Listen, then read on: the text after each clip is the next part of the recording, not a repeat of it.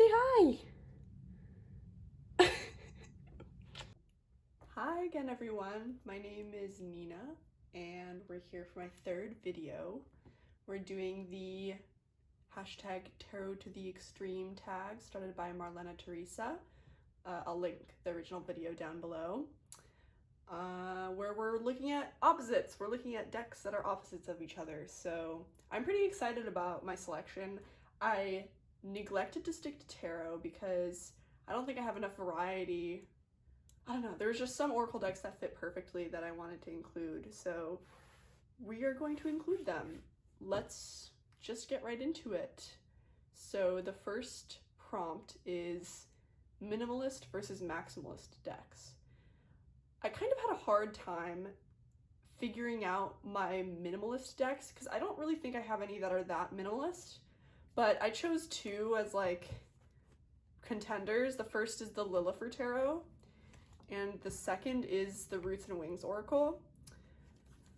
So the Lillifer, it's not even that minimalist. I think it's just that it's, I don't know, it's like in a kind of flat watercolor style, which I really, really like.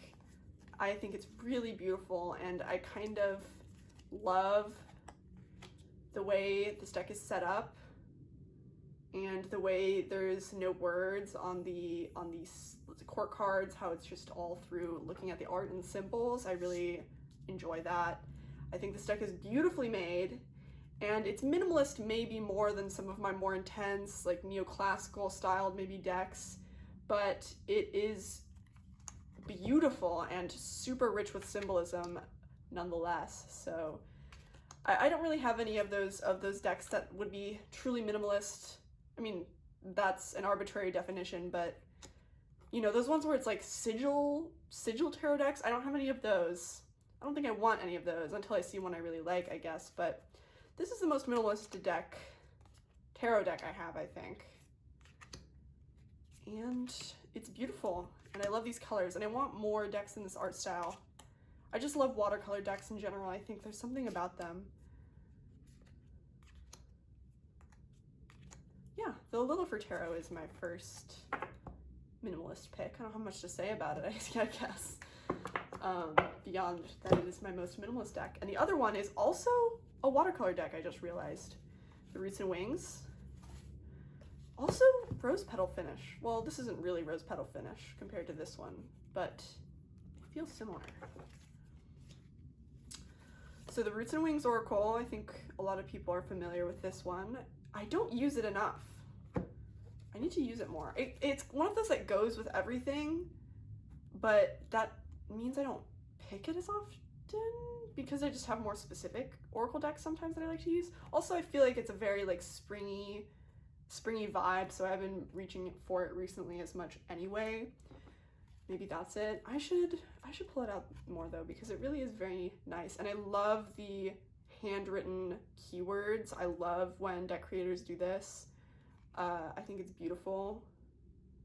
This is, I think, the most current edition, but I could be wrong about that. I did get it a while ago, but I think she's still doing the titles like this. Anyway, so yeah, the Roots and Wings Oracle is also pretty minimalistic in terms of the style, but that certainly doesn't mean that it isn't complex or beautiful. I think this is such a beautiful deck. I love these kinds of watercolors. They're just really refreshing and soothing to the eye. Not without its depth as well. Yeah, my second minimalist pick. I think this is the only one I actually picked two for, but I couldn't really pick between these two. I feel like they're very similar. These actually pair really well together. Why didn't I pull this pairing out? Oh my gosh, so good. I love it. Okay, I'm gonna definitely do this pairing later. But yes, my two minimalistic choices are here. So my maximalist deck is one of my favorite collage decks, the Ritual Tarot. I mean, need I say more? This deck is intense. I don't think it reminds me in some ways of the Voyager Tarot, the one from the 70s, but I think there's more structure and geometry going on in this deck than there is in that deck, where everything's just kind of, it's all there on the page and the images are all there, but there's not much rhyme or reason to most of the cards, whereas with this one, like, the placement is very intentional. I recently put this one back in order because I was just getting really familiar with the titleless cards, as you can see. And this deck is powerful, man. This deck is a lot of fun. I put it away for now, but I was using it for a good while there, and it's just so much fun to use. I always say that this deck is like the most punk rock deck I have. Like, how cool is it to bust this out at a reading table? No titles, you just go out and you just know what everything means. I feel like it also makes it harder for someone who you're doing a reading for to have much preconceived notion about the cards and like get freaked out by certain cards, just because they don't know what it is. They don't know this deck. I mean, you can tell by looking at it pretty easily, but I don't know, I feel like the symbolism is more underlying in a lot of these images and less like Rider-Waite-Smith explicitly obvious, you know what I mean? So I just think it's very cool to just be slinging these like very handmade, beautiful feeling cards without any titles and just doing your stuff like that. I think it's so punk rock and cool. This is like the cool girl deck, and I love it. My maximalist pick. Okay, so the next category is daytime versus nighttime decks, and I tried my best to pick ones that might be maybe a little less obvious. I'm thinking about this in terms of the setting of like the world of the deck. That's how I'm thinking about it, as opposed to whether I use it in the day or the night, because I don't really differentiate between my decks like that. It's just whenever the mood strikes, it is what it is. So my daytime and nighttime picks are the Frau Grand Duchess for daytime and the Literary Witches Oracle for nighttime. So the Frau Grand Duchess is, you know, it's a very strong Americana setting, and it sort of feels like a magazine ad from the 50s, or a bunch of magazine ads from the 50s. I mean, it uses magazine ads from the 50s, so that makes sense, but it's very colorful, and every card, I don't think there are any cards in this deck that feel not sunny or like they don't take place during the day. I think because of the images that were chosen, everything also kind of has that vintage saturation to it that is so beautiful and nostalgic, like that kind of yellow tinge across a lot of the images, like you can kind of see here especially. Just very, very sunny and colorful and tinted yellow. I think this is my favorite card. I don't know. I think it is my favorite. I love vintage art studio photos. I'm nostalgic about them. But yeah, I think this is my daytime deck. Sunny days, hot, sticky summer afternoons.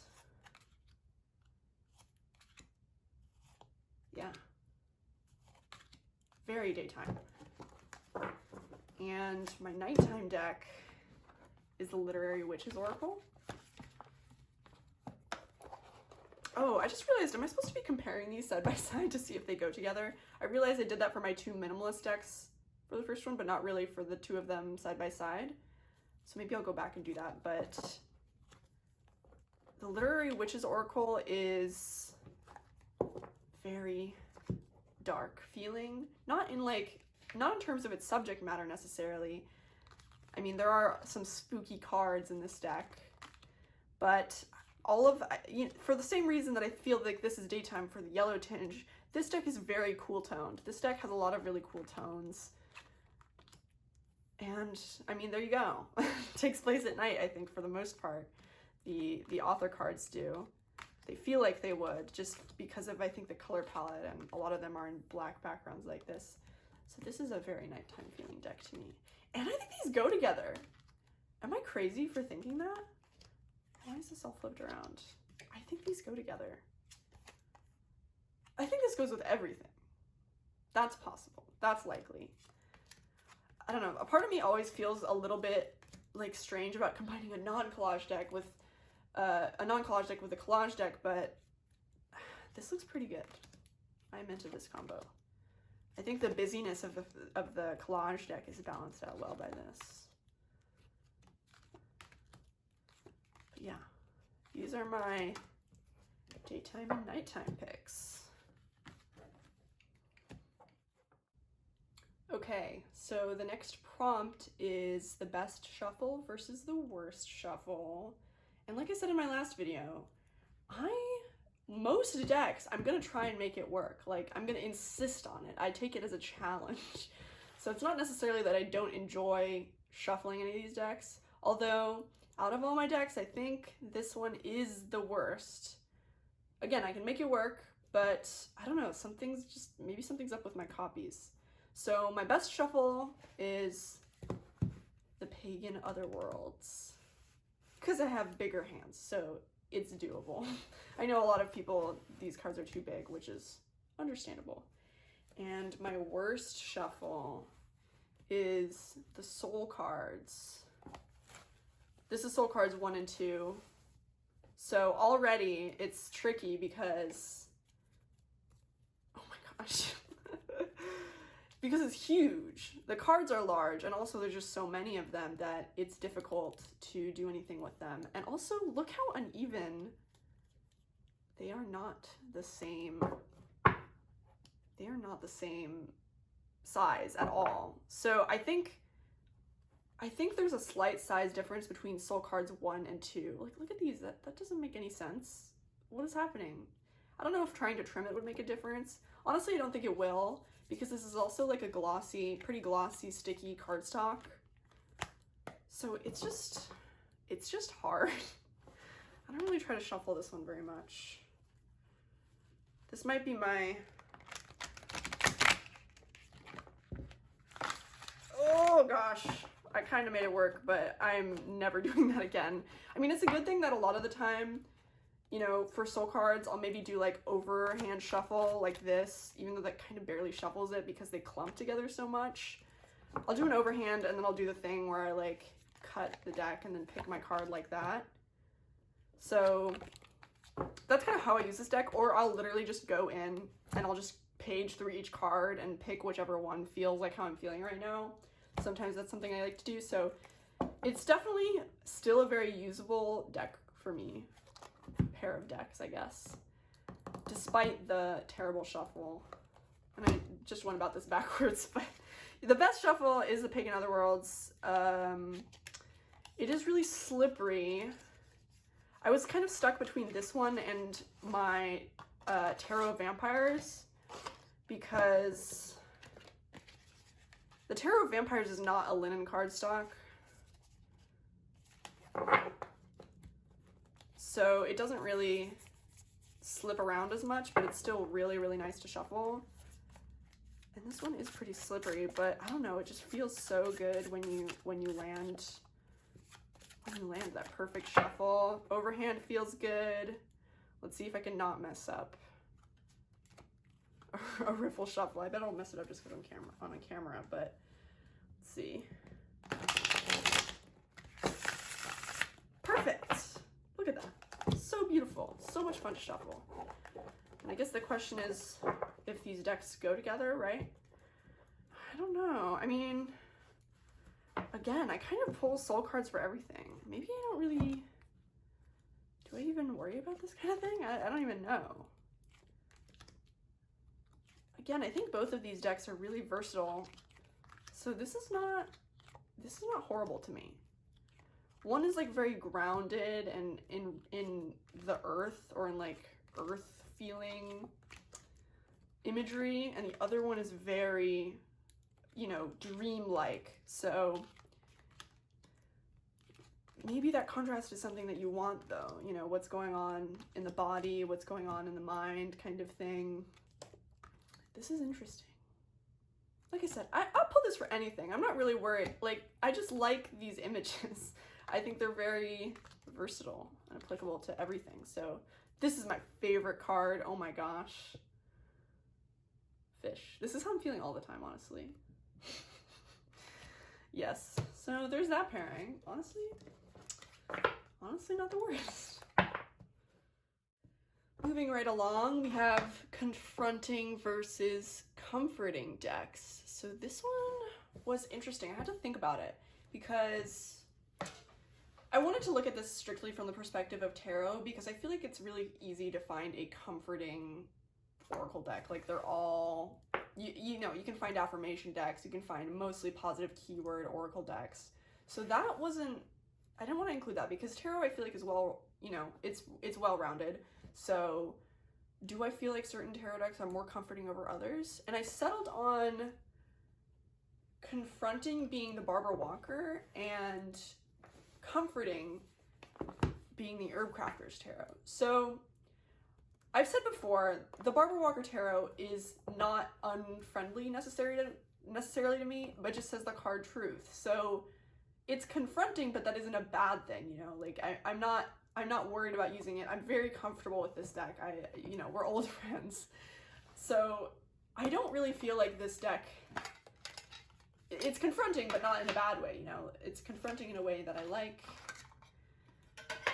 The images are intense, but really nice. And challenging in a way that is realistic about a situation I'm in. It's not necessarily like a shadow work thing, I don't think. It's just telling it like it is, you know? It's not gonna unearth some deep trauma, I don't think, in me. It hasn't for me before. But it's gonna tell you when shit's hitting the fan, I guess. So that is my confronting deck, even though this deck and I are best friends. And my comforting deck is the Herb Crafters Tarot. How could it not be? I usually keep this one in a bag and take it places with me, but I moved recently, so I put everything back in their boxes. And it hasn't been out recently because I don't know why. I've got a lot of decks. I'm doing other stuff at the moment, but I mean, this is like one of the most beautiful decks I have. I love this imagery. I love that they chose to omit human figures for the most part, aside from the court cards where you see hands. I think this deck is so beautiful, and it gets me so excited about working with plants. And I think something that was hindering me when I first got this deck is that I was afraid to, well, I wasn't afraid to use it, but I felt that if I was going to use it, I needed to be doing deep study or connection or like traveling with the plant in question that I pulled.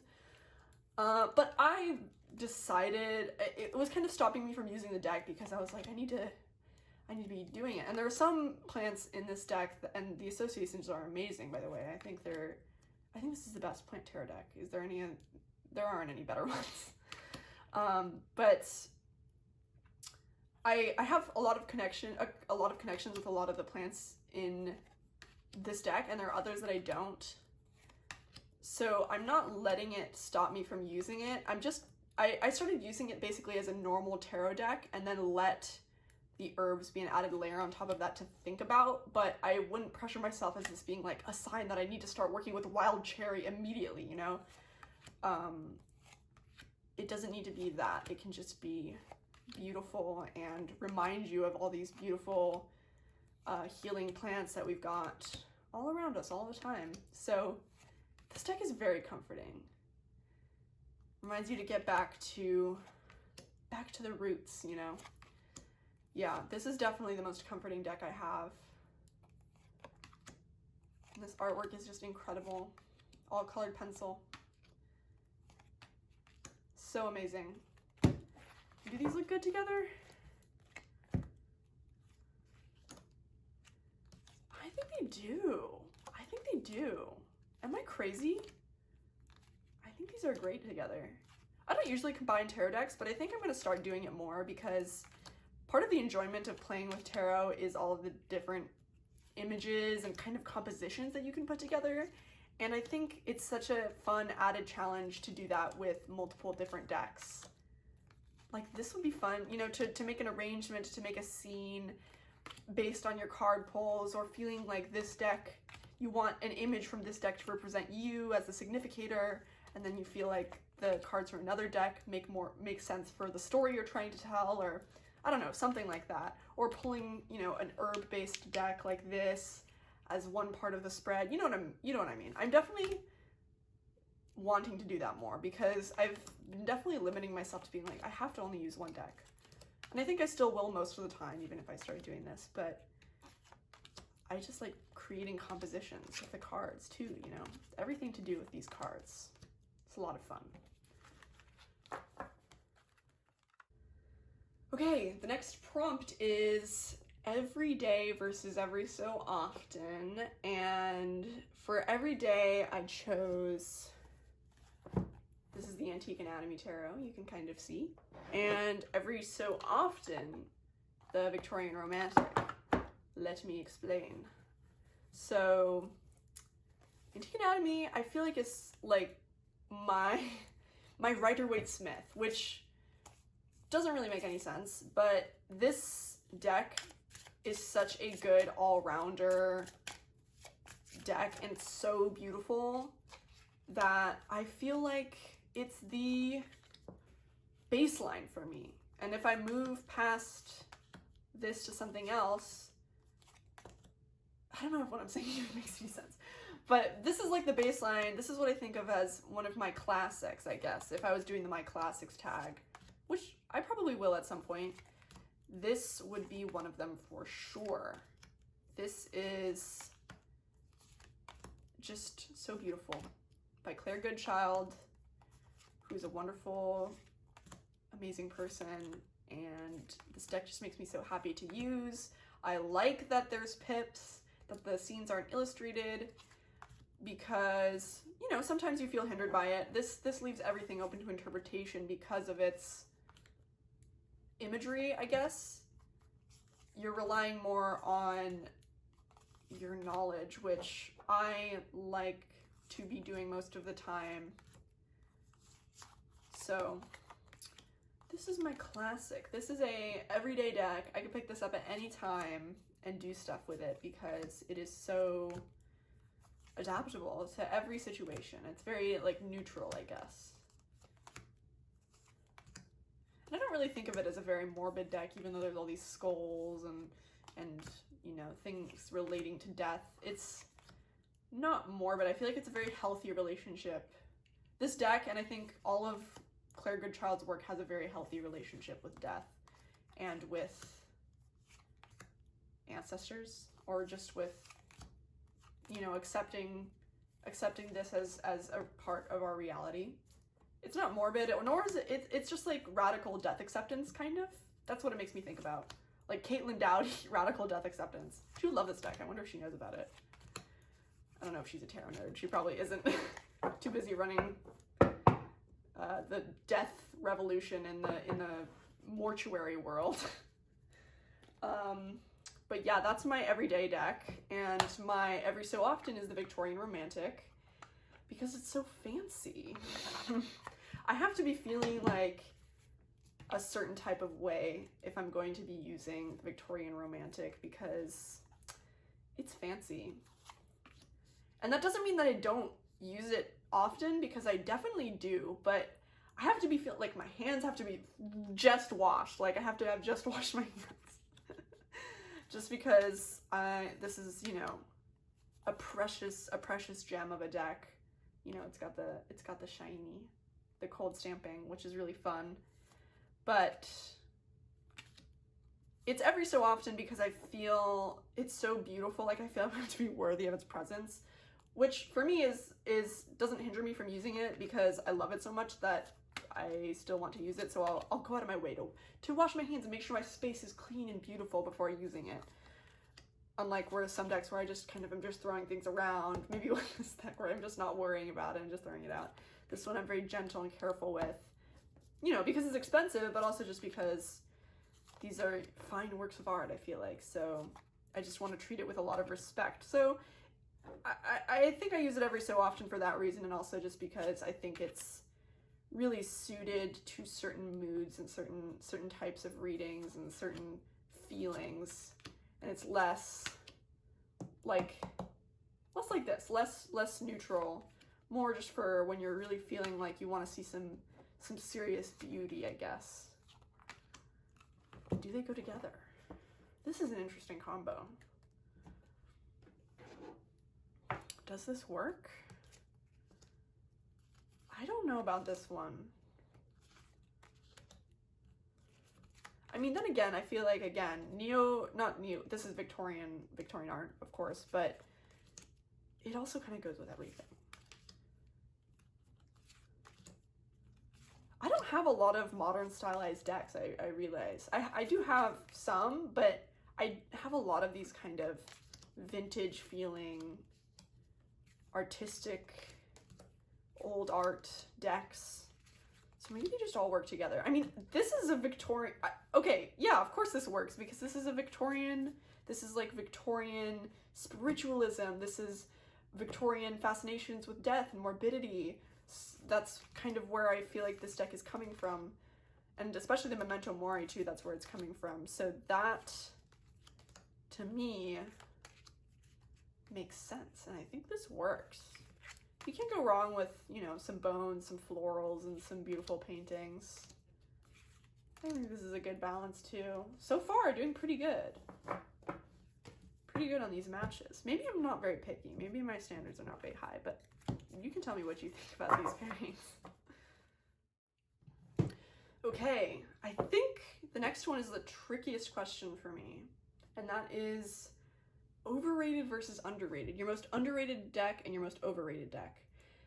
I don't have a deck, like, overrated might mean in the sense that you feel that one deck is maybe in a similar vein as another deck that you like, but you feel that there deserves to be space for both of them.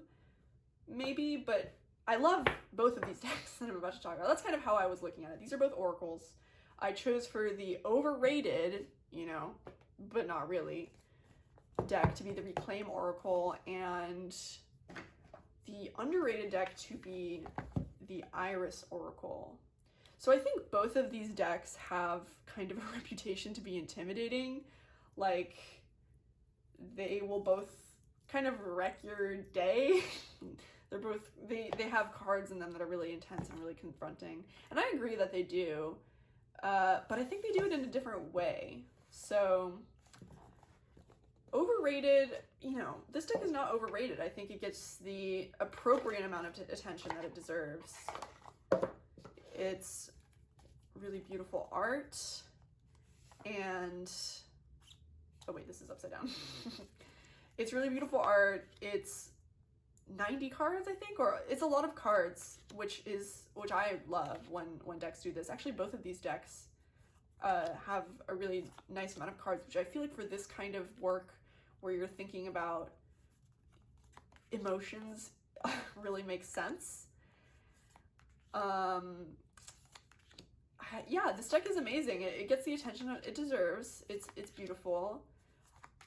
You know, some decks I think just get skyrocketed to attention when they get talked a lot about on TerraTube, and other decks don't get talked about as much. Not necessarily. This deck gets talked about, but I would say it's controversial. This deck isn't without its you know, critics, but it is a very popular deck, and I think it deserves to be popular. I like this art. I like the gender fluidity of the art, and I like the single color palette of the art.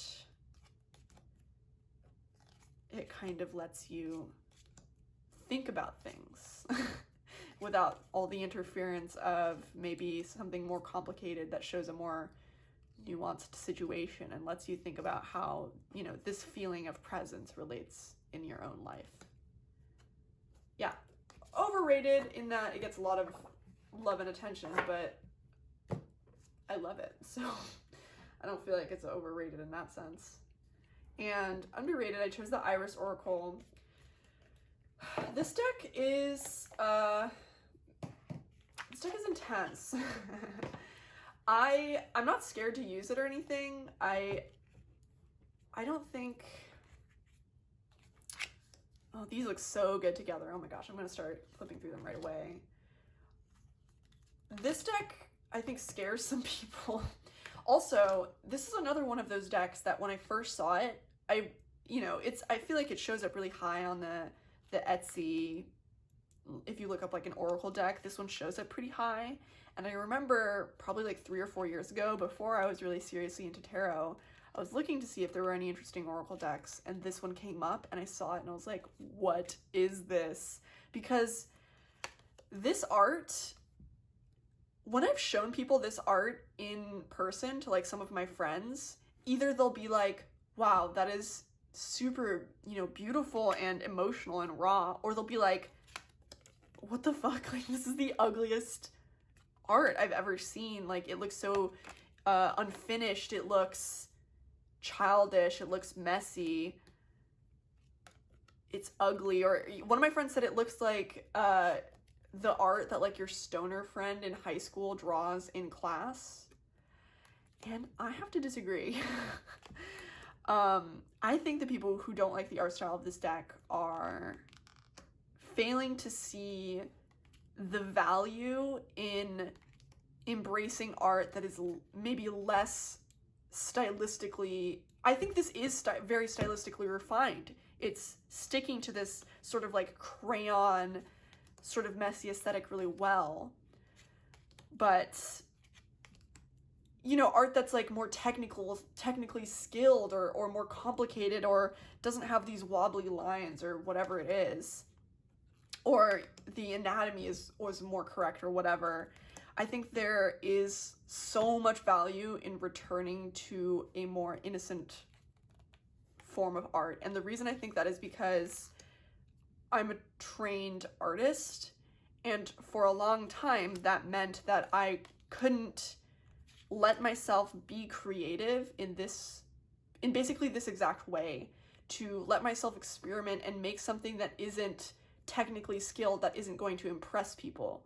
I was always so preoccupied and worried about making art that would be technically skilled, that would look impressive, that people would be like, oh my gosh, you're so skilled and talented, instead of making art that really reflected myself as a person. Like, I was always very disconnected from the drawings and paintings I made because I wouldn't let myself go in this way, or let myself go to weird places, or just let myself doodle in this way. And these images, I think, feel so emotionally raw, more emotional than, a painting like this. If you saw like a neoclassical or a modern art painting of someone crying, I think it doesn't hold the same emotional value as something like this that feels much more real, much more in the moment. So this deck, I think it's underrated because it fucking changed the way I think about... It changed the way I think about my own art. It changed the way it made me feel like it was okay to make things like this. And even if people don't like it, it's not for them. It's for my own growth. Also, I think this art is beautiful. So, but like, you know what I mean? It's, instead of like a perfectly rendered volcano, it's a drawing of a volcano that's more simple, but I just really, this changed my perspective a lot. This deck, and beyond that, the keywords are insanely good. Like, they're crazy.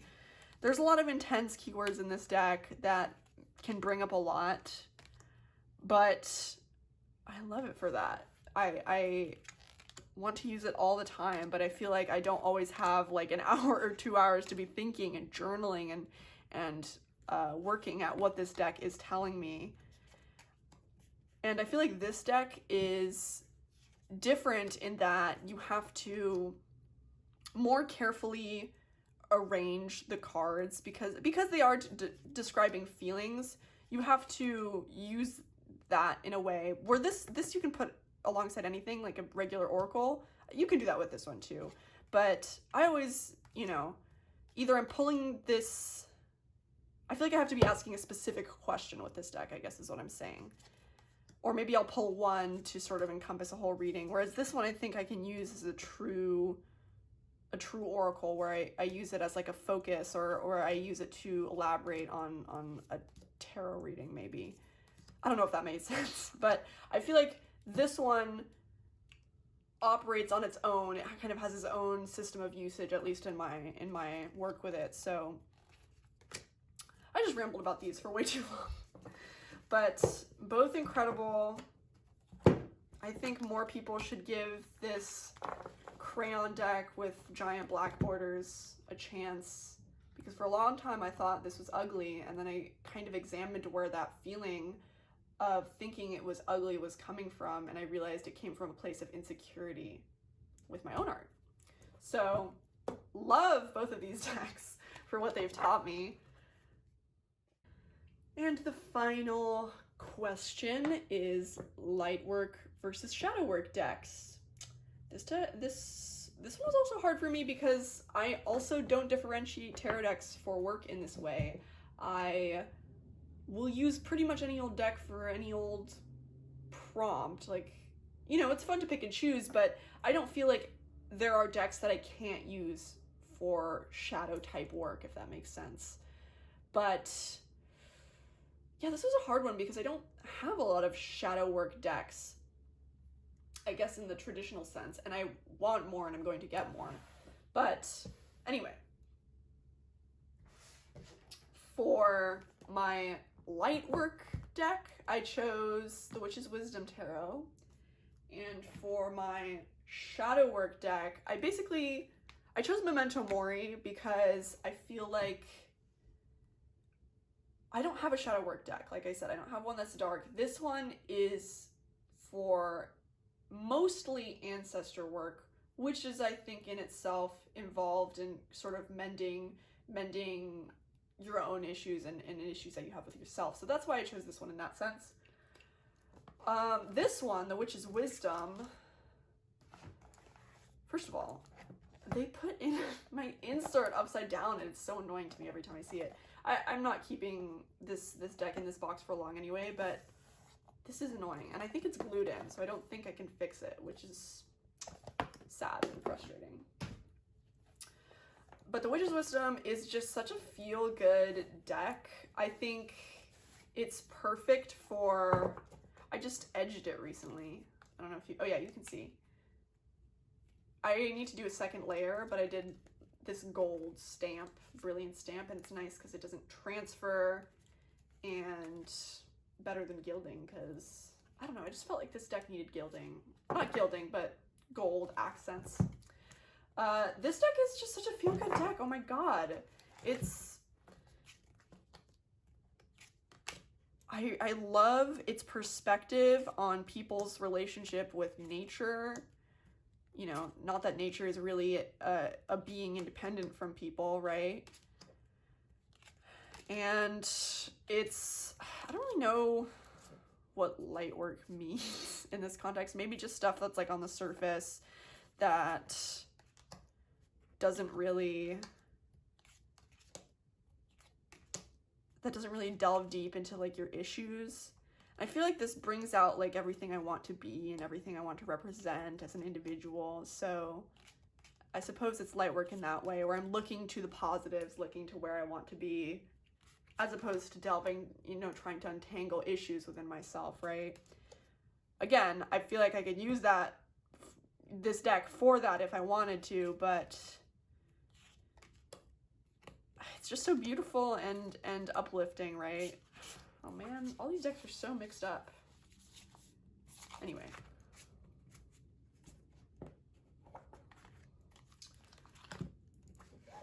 The Memento Mori, on the other hand, you could also, again, use this for light work. Like, for a long time I was using this, I was doing daily pulls with this, daily spreads. This is an oracle deck that I use like a tarot deck, basically, because it is so all-encompassing and it can do it all. It's another kind of workhorse deck for me, but its primary function for me right now is work, ancestor kind of work. So that's, I guess, why I'm thinking of it as shadow work. Like I said, ancestor work is very connected to me in terms of like healing the self. So that's why I'm sort of thinking about this as my shadow work deck. I'd like to get something like the Somnia Tarot or, oh gosh, the El Goliath. I know the El Goliath was made, I think, specifically with shadow work in mind, and I've been ogling that deck forever. And I need to get it at some point because I would like a deck that more explicitly points out those challenging things. A tarot deck, because the Reclaim Oracle and the Iris Oracle do that really well. But I would like a tarot deck that does that. Something like that would be really good. But yeah, the Memento Mori is my shadow work deck. So that is the last prompt. Sorry, I think this video went pretty long also. So hopefully you enjoyed it. I want to let you guys know that I made an Instagram, a tarot Instagram, and it's at Foxfleur Creek if you're interested. Because I don't use social media really at all. I have one friend on Instagram who sends me like 8 memes a day on Instagram. So I open Instagram in my browser to see the memes that they've sent me so that I should probably ask them to just like send them to me on Discord or something. But I used to be really addicted to Instagram when I was in high school, and since leaving high school I've deleted it pretty much for like the last 2.5 years. But I think that a tarot Instagram is going to be a really fun and healthy thing. It'll give me an excuse to get out the DSLR and take nice pictures, and what I was saying earlier about combining tarot decks and taking photos and putting together compositions, that's part of the fun of tarot for me, and I think it'll be a nice place to share stuff like that, or maybe book reviews or deck reviews, something like that. So I am looking forward to that. So if you're interested in seeing some of that stuff, I probably won't be posting like every single day or multiple times a day, but you should follow me, and I'd love to see, you know, more tarot people on Instagram, because I think my network of tarot people on Instagram is very small because I'm not on there very much. But yeah, follow me there if you're interested. This was a really fun tag to do. I definitely missed some things. I think I forgot to compare like these two side by side, and these ones I don't think they work great. I think they're dealing with different things. They're dealing with different things, so I don't really think they work. You know, actually, I take it back. I take it back, because Clear Good Child's decks look good with everything, but they're pretty different. I don't know if I would really pair these that regularly. I don't usually pair Memento Mori with anything anyway. Anyway, sorry, I just had to go do that because I realized I forgot to compare side by side. But I hope you enjoyed this video, and until next time, I hope you have a lovely day.